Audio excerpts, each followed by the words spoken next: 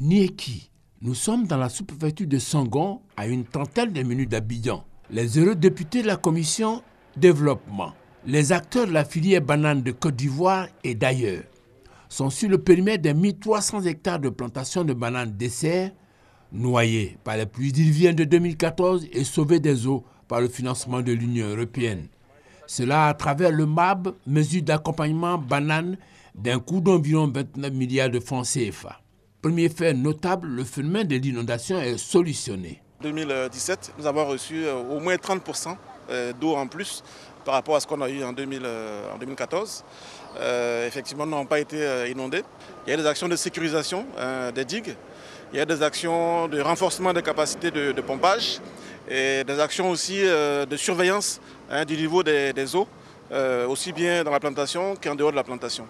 De plus, les 1300 hectares de bananeraies détruits ont été réhabilités. 1200 emplois directs maintenus, le cadre de vie des travailleurs amélioré.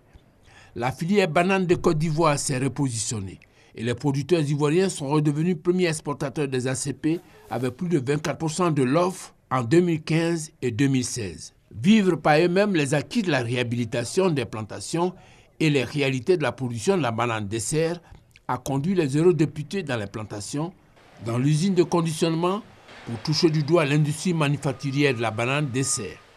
Pour produire de la banane, il faut des employés. Mais pour avoir des employés, il faut des services.